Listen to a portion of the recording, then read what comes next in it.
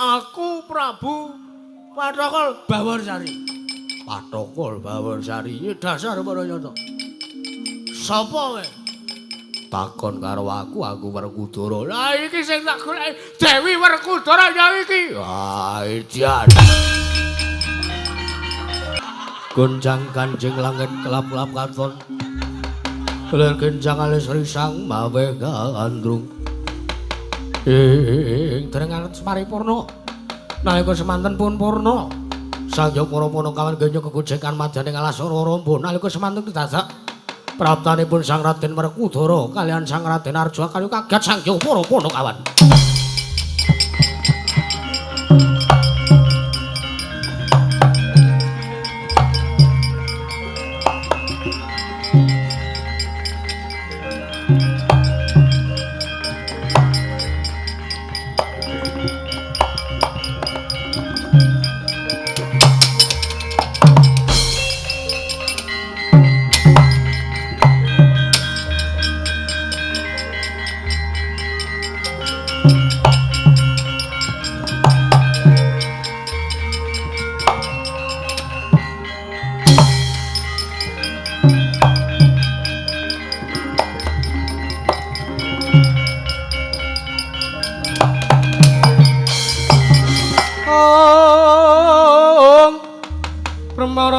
Swamyonge ambrang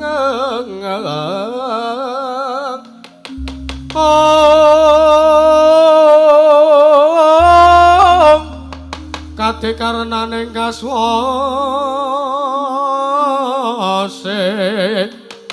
yen ning marga amelatku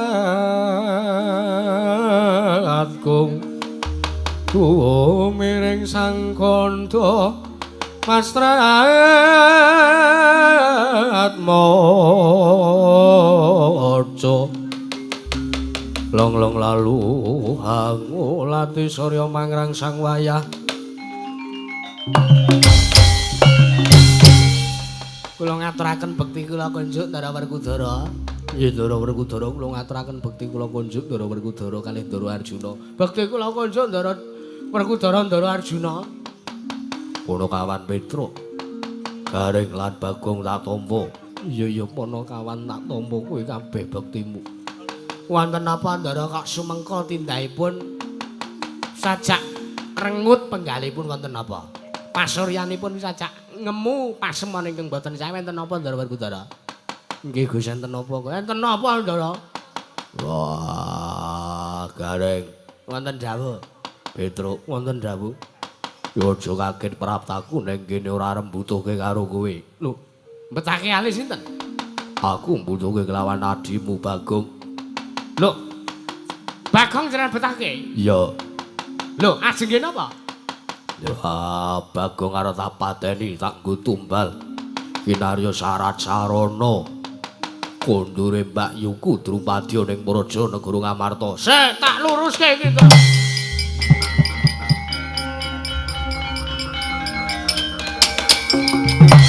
Genjang kancing langit kelap-kelap katon ler genjang alis risak mawe gandrung sabaran katur bukir moyak mayek saking jas balewur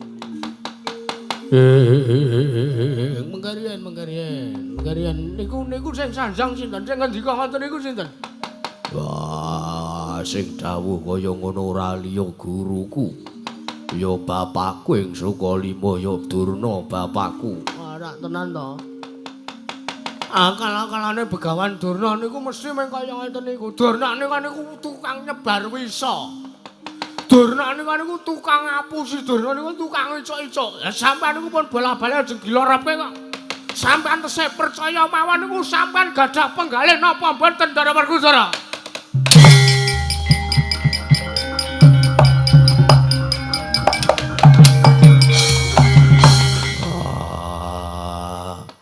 Bagong kowe aja mepalangi karepanku.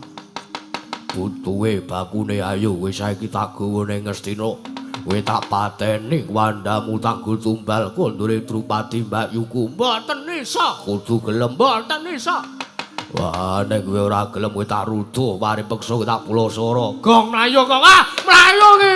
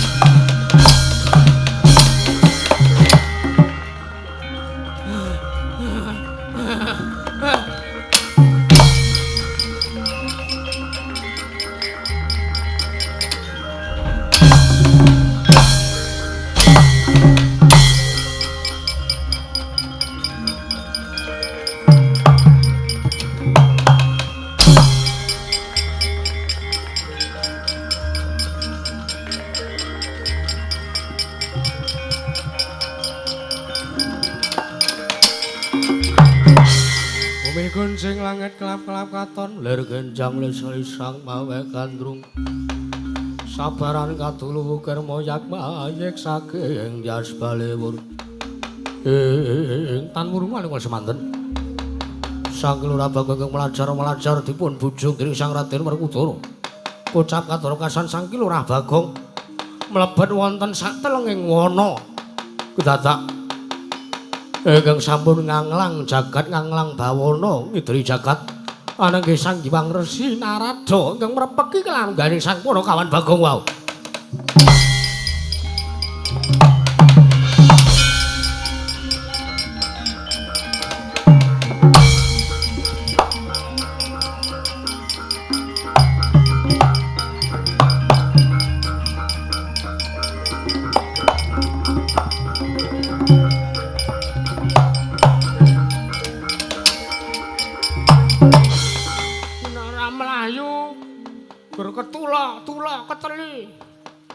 Uripku wajan. Ndara Werkudara ku nek wis niat A ora mungkin kok dilakoni Z. Kudu kelakon asik edian-edian. Ki aku nek ora ndelik ning tengah alas. Wong Ndara Werkudara ku nek nyolot tur. Ndak kaya wong uyah ya ndak ayo. Ndara Werkudara nyolot tur dhuwure raja cuma tekan ngendi-endi edian-edian. Wah aku nek ora ndelik ning kene mangsa borong ora iso slamet uripku. Berkencang karo dayang.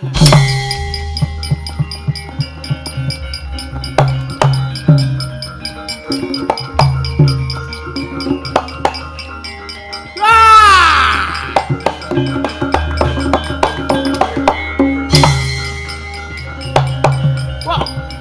Pukulan.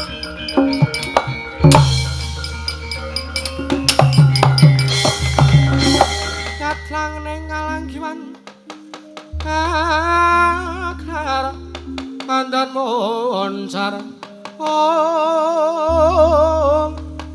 tinon ler kakonang surem sorote tahan padang kasor lan pacaring ponameng gegono dasaring mangsa katiga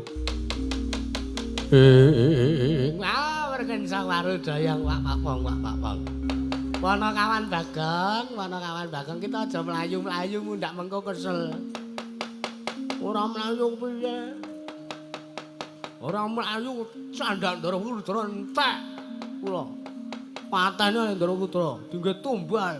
Jarene Begawan Durna ajeng kula nggih tumbal.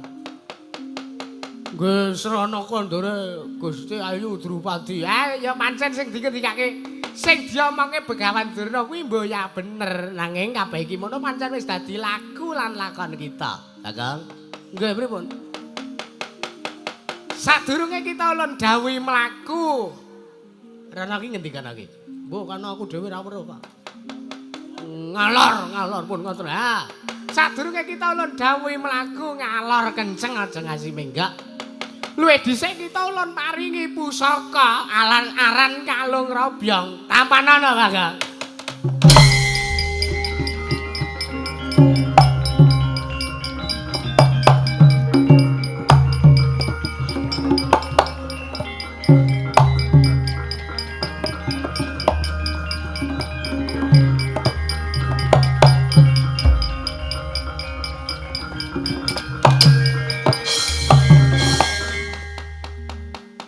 apa kowe? Kalung kaya cuthik. Wis cuthik denggel kita. Iki pancen mung wujude kaya jemparing. Nanging yen to mengko entuk tamake ana ing mungsuhmu. Nggih.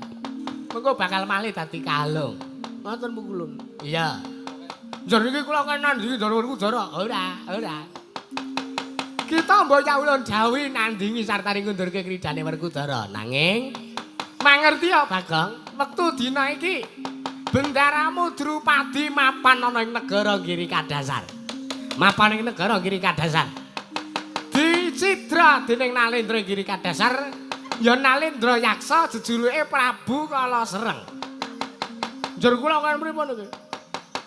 Kita budhal ning negara Giri Kadasar. Nggih, terus Prabu Kalasereng patenana. Nggih, terus gunakno sandangan keprabone. Prabu Kalasereng, kita dadi ratu ning Giri Kadasar. Sabanjure kuwi kepiye wae carane kita kudu bisa mbalekke, ngundurke Bendaramu Drupadi ning negara Ngamarta. Bagong wis kena wae ulun kondur mangkayang.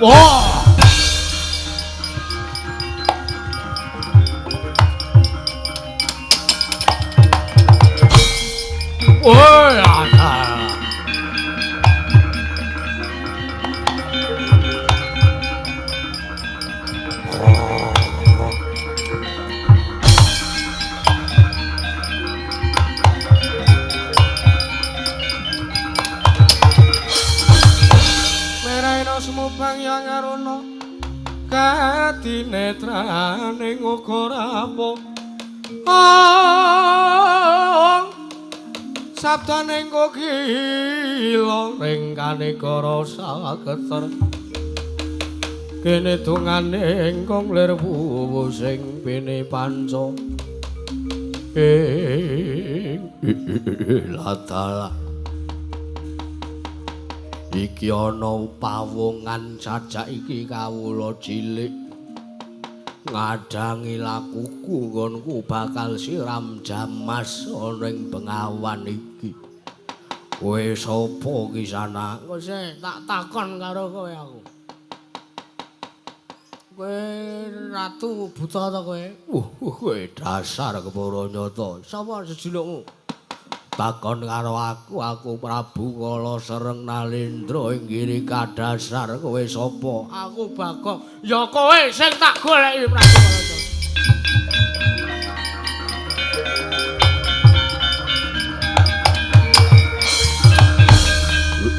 Latala. Kowe goleki karo aku eneng apa? Wis ora usah takon eneng apa ora eneng apa ora apa. Hah? Butuhe kowe saiki gelem balekke ratu Gustiku apa ora? Lho iki sapa? Kowe iki sapa kok kowe njaluk kowe muni kaya ngono? Alah ora usah sok ngapus. Sing kowe.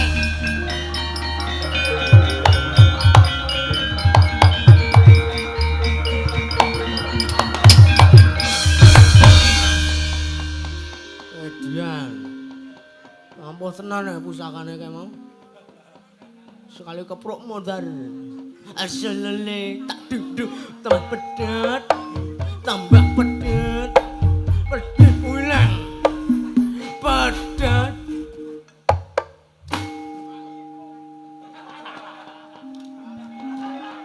iki bajekno ora nek sing turu iki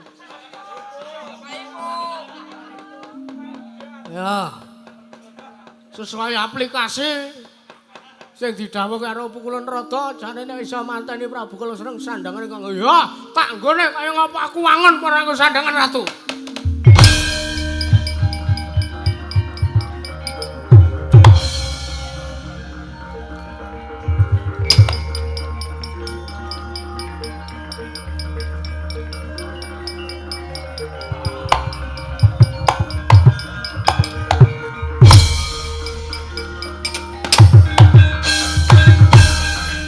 Ana kuning Kurawa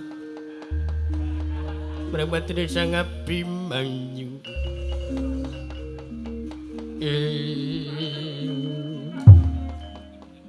Assalamualaikum.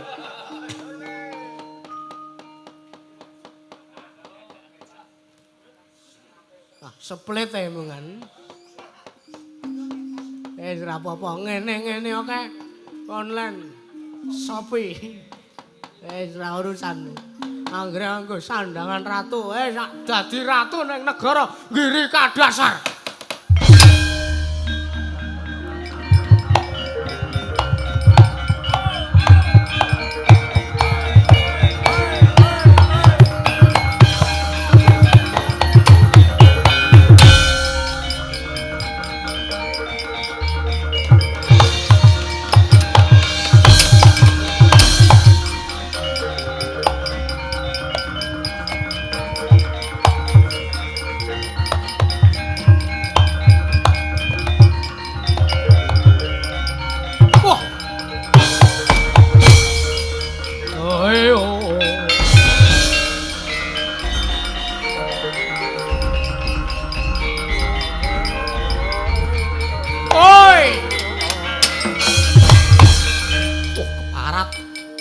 Iki sapa kanggo sandangane ratu Gustiku? Wis aja.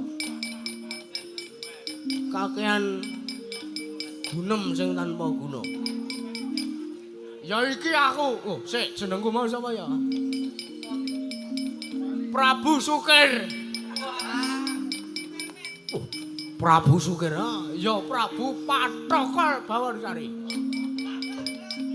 Aja kali nek nyebut jenengku Pathokol. Pathokol Bawarsari. Aku sing wis nelukke ratu Gustimu. Ratu Gustiku Prabu Kala Srengendi. Iki nareng goleki. Wah!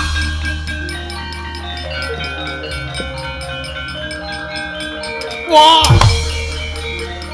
Waduh.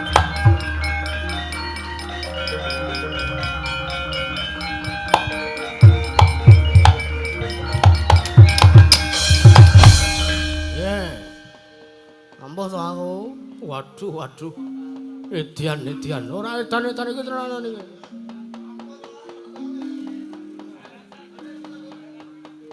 Waduh. Lajeng panjenengan menapa badhe dados nalindra wonten negari Giri Kadasar. Ana pancen kudu ngono ya. Ngono sisan rapopo. Sinuwun kula nyuwun pangapunten. Ayo dereken ing Taman Keputren Giri Kadasar.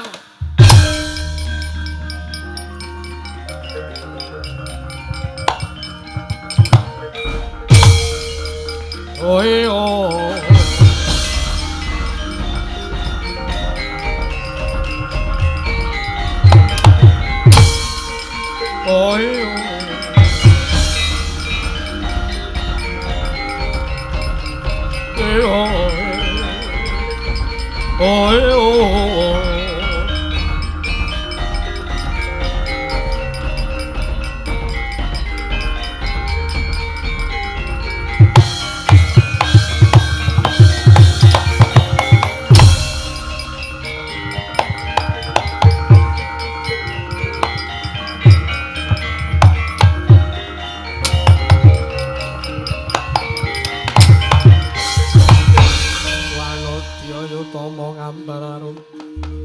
Nyambararum sang kusuma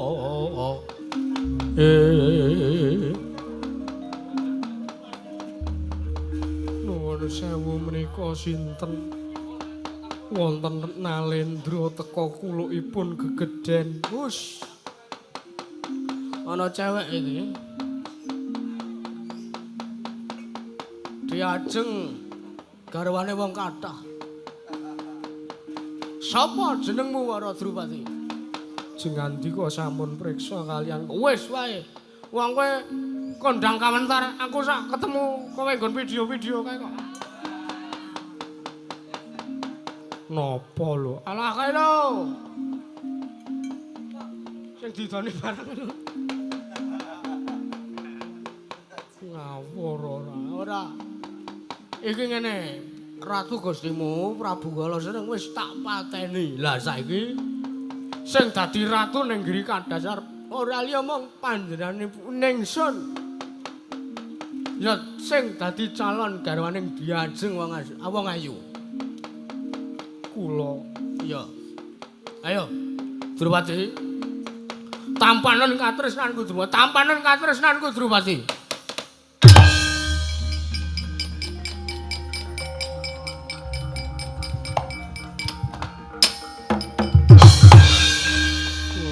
Sewu sinuwun kula dereng tepang kalian panjenengan. Aja tok ora reti kowe.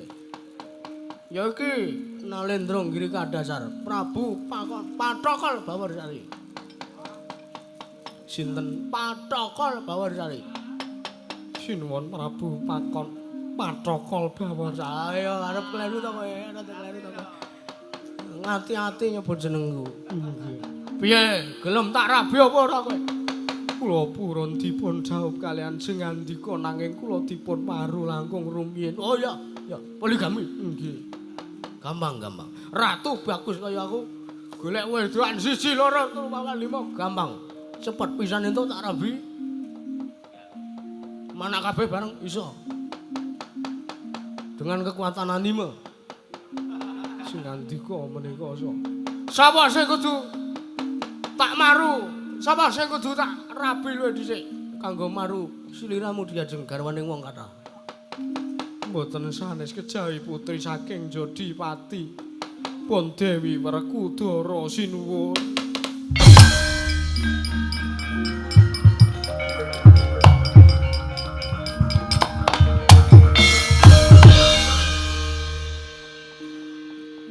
Wanati yuta mengembererim. Ngembererim Sanggu Suma. No.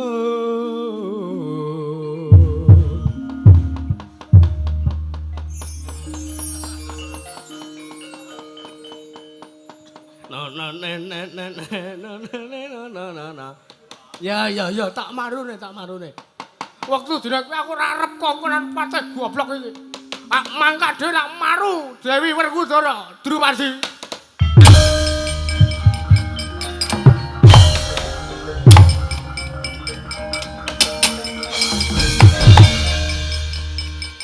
Lali kok sih.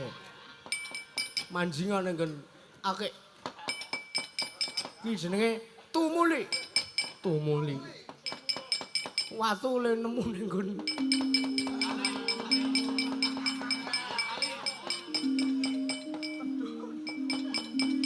Nggih. Nek mlebu.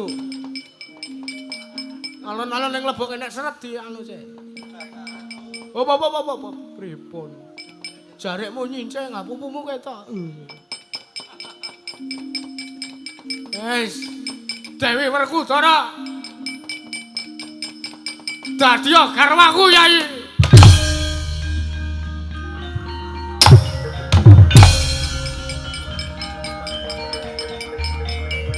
Oi.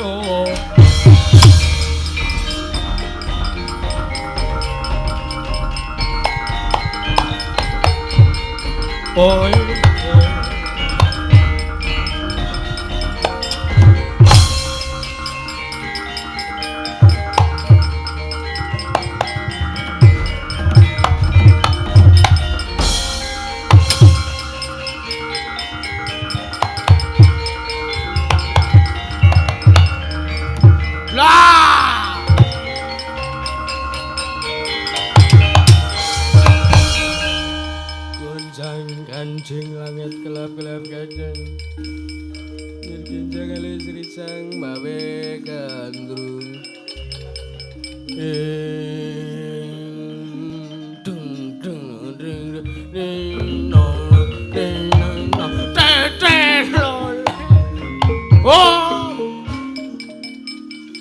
Wah, ana ratu edan kowe sapa? Takon karo aku. Ya iki Nalendra Giri Kadasar. Aku Prabu Patokol Bawarsari. Patokol Bawarsari, iki dasar para nyata. Sapa kowe? Takon karo aku Werkudara. Lah iki sing tak goleki Dewi Werkudara ya iki. Wah, edan.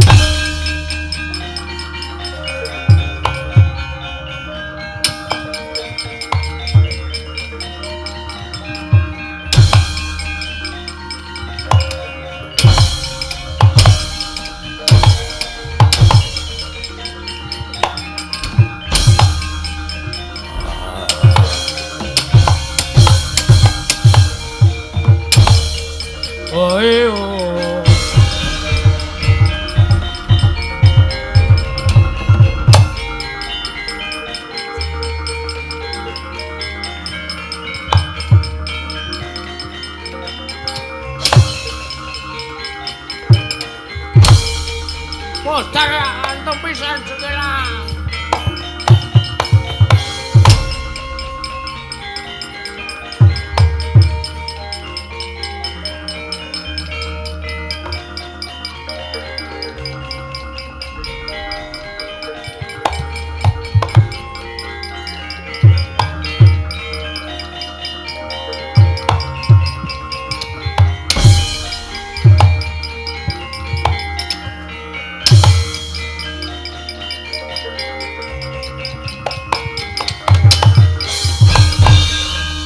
Werkudara eneng apa?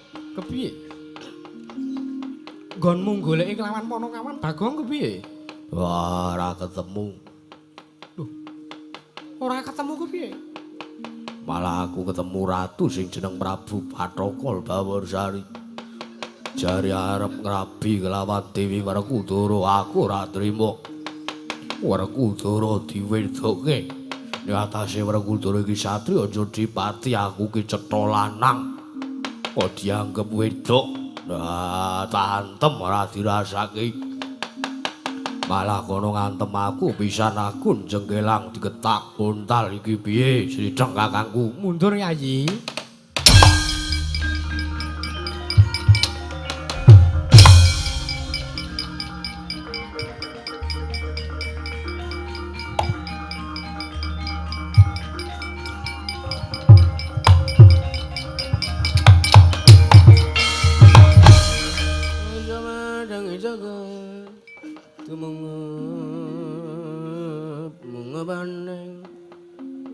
Sapu caing ukir martabak selera kening soroting lampu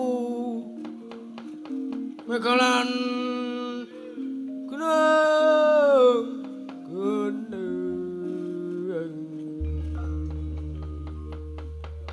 edan iki ana ratu kok sandangane teng pletot ya ben. Sapa kowe? Kowe wis ngerti karo aku ndak takon karo aku. Lho, ora aku takon kowe iki sapa? Kowe wis ngerti karo aku. Ayo gages lawakku teles kabeh. Kowe apa sing jeneng Prabu Patokol Bawarsari? Lah, kene ngerti. Kene ngerti nek aku Prabu Patokol Bawarsari. Kowe ngerti ta? Nek kowe wis ngerti, ngapa ndak takon karo aku? Lho marahe wong ketemu ning dalan ki takon. Oh ngono. Iya. Wis nguyak-uyakan Dek Werkudara. Dasar para nyata. Kowe sapa Prabu Kresna? Kowe wis ngerti ya karo aku. Oh iya. Wis. Ora saneka-neka tumindak mayo. Ayo Badar. Badar putus sing sakmestine. Badar putus sing sakmestine kandhake bapakmu lho kowe. Alah iya nek.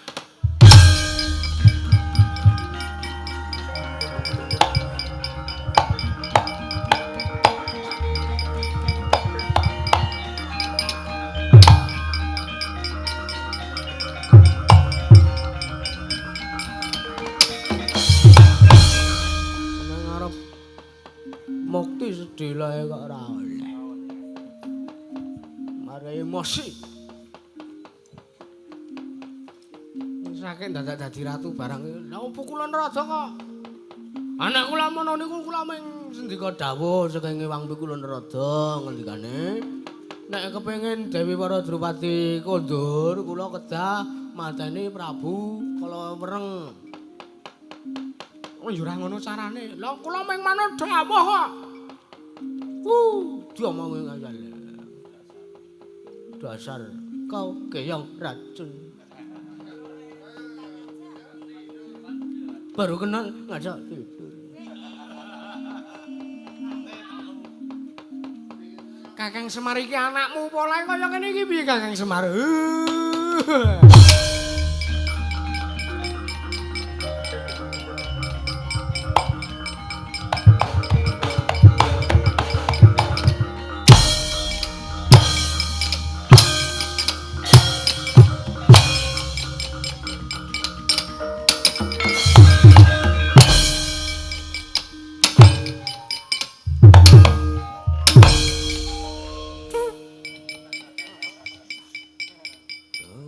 Cara ditata krama ku ya ngono kae. Sing akon dadi ratu barang sapa? Sing akon dadi ratu barang sapa? Kula Narada. Kula ora arep dadi ratu janjane. Ya wis. Ngono kok emosi rame. Lah banjur kepiye kabul kawusanane Yayi Ratu Para Drupadi? Ah niki Gusti medal Gusti.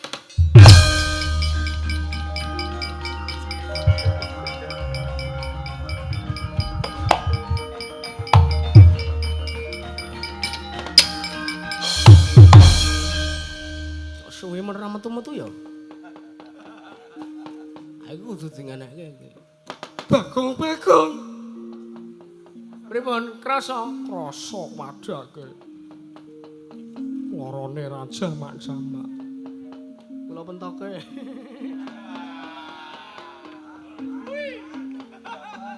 Medal Gusti Ayu. Iya.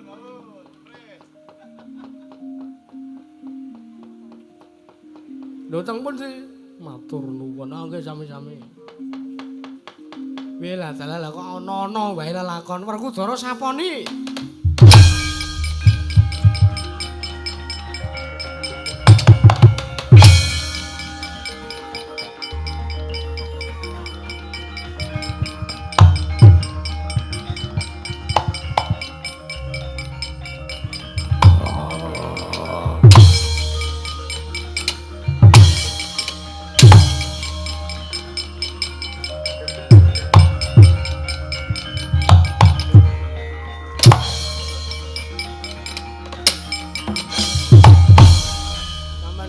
Neka wae ta ya.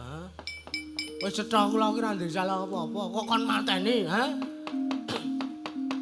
Dawuhe Durna bapakku ngono. Ha dawuhe Durna bapakmu, ya beda karo dawuhe bapakku. Senengane kok ngawur ora. Nek wis kaya ngono kuwi sapa sing tanggung jawab? Semangkean ora.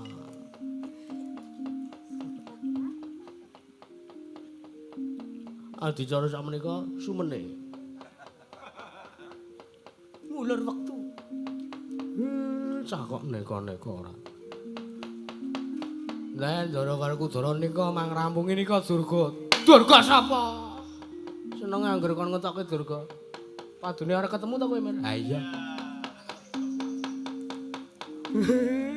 Lah mangrampungi Ndara Werkudara.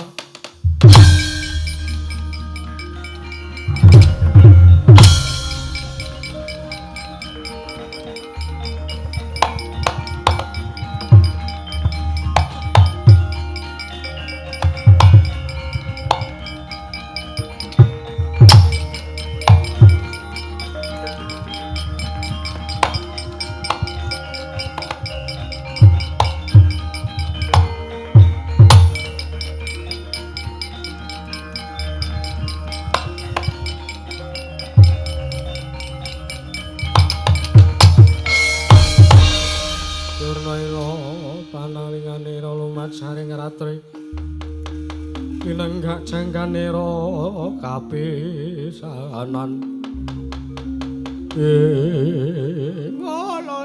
lole Dik Pati wonten dawuh Kakang niki pripun lah kok dadi Bagong ora sida mati niku pripun Bagong Rasida mati niku pripun Depate? Wela. Iki mesti reka dayane Semar nek mboten Semar nggih anak Prabu Kresna. Njur sakniki pripun? Oh, mikal arep gawe ringe para Pandhawa Depate. Mun mundur sesuk Bagong kula jenggese mawon.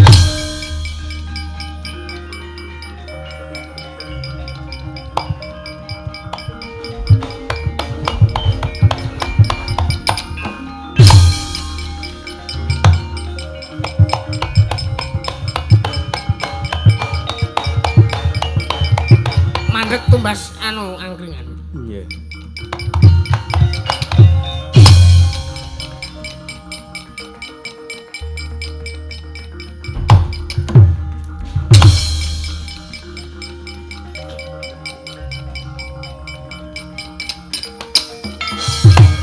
Arsa madange jagat duk mungo paning sabocah ing ukir marep babang sumirat neng soroting surya mega lan gunung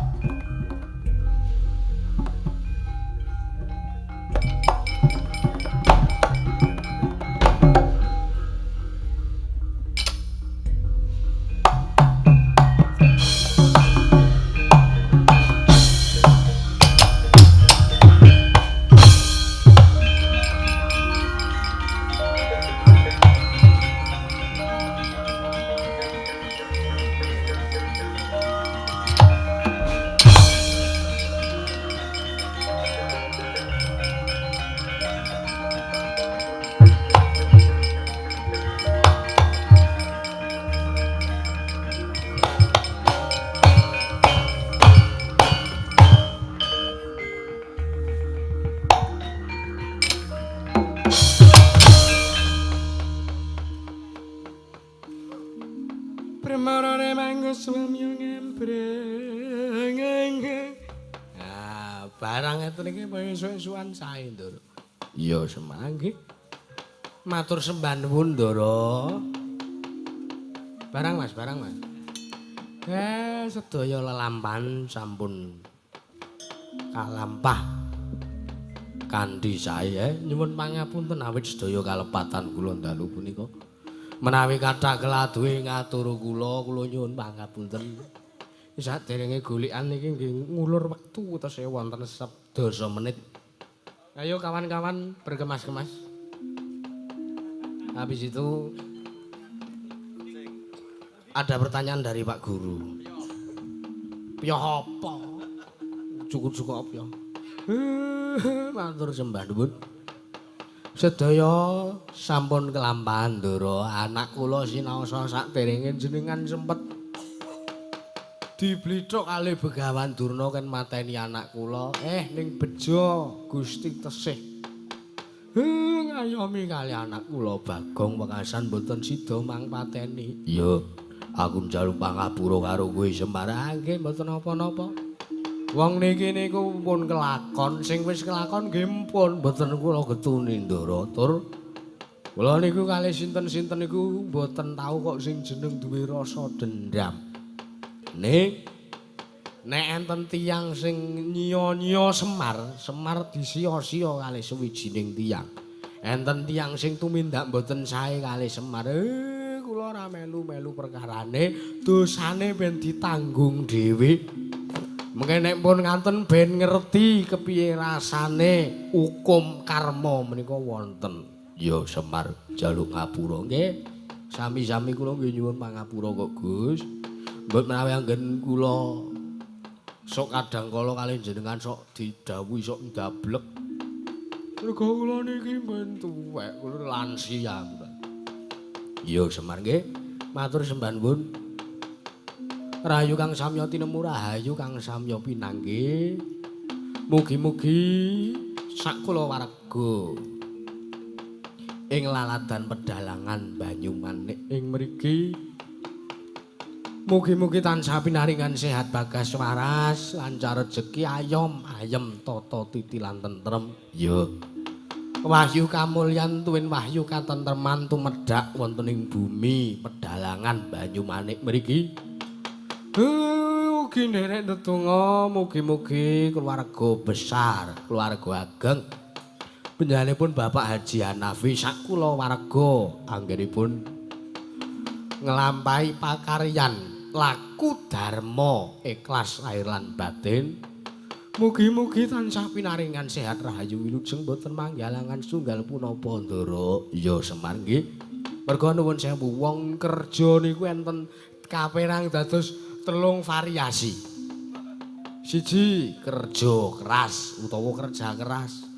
Wong nek nglakoni kerja keras sungguh-sungguh nglakoni apa kang digayuh ya wis ya gur semono kuwi cukup entuk kelawan apa sing digayuh. Angka 2 kerja cerdas. Kerja cerdas niku kerja keras ya digunakake ning ya nggunakake akal, okol temandang, akale ya melu mikir wekasan entuk hasil saka kerja keras ning gunane ngluwi saka kerja keras niku wau niku jenenge kerja cerdas. Ya, lah sing keri dhewe kerja ikhlas niku sing tukul saka atine dhewe-dhewe niku sing paling angel nggih niku. Apa iya nggih diomongi kerja ikhlas. Contone kanca-kanca wiyaga dalu niki ora dibayar mboten napa-napa. Mergo napa? Kerja ikhlas. Kerja ikhlas menika hasile berkahe ngluwi saka kerja keras lan kerja cerdas. Ngaten? Iya Semar nggih kula karo ndelok-ndelok jam mbok menawa wis jam 4. Iya Semar nggih. Ngaten niku, kula tak ceramah mboten napa-napa to. Ora apa-apa. Nggih. Semar ki rengane arep ceramah nganti kaya ya. Ndongake awake dhewe ora pecus kok. Menengo Bagong penting materiku tersalurkan. Ayo. Niku intine niku wau. Dadi wong niku aja sok kulina. Nggunakake watak adiguna. adi wagi. Ora ngawur to, Gong. Wis ora tak ngrungokke ceramahne Bapak ya, Tru. Iya. Niku dadi wong kudu tumindak kanthi bener becik dilambari kanthi ati sing ikhlas. Heeh, modal mulut, cukur rambut. Apa sesuk tak terangke Mir iki wektune wis entek Mir. Oh iya. Matur sembah nuwun Ndara rayu kang samya tinemu rayu kang samya pinanggih. Sastra mulya memayu ayuning bawana mbabar kamulyaning jati cekap semanten atur kula. Nek kathah kalepatan atur kula diagung pangaksami nyuwun pangapunten. Slamet to sing nanggap, slamet to sing ditanggap, slamet to sing nonton tanggapan, slamet to sing dodol ning nggon tanggapan, slamet to sing dadi bakul nggon tanggapan, slamet to sakabeh-kabeh. Matur nuwun golekan Ndara ampun lali Ndara. Monggo Mas Oki.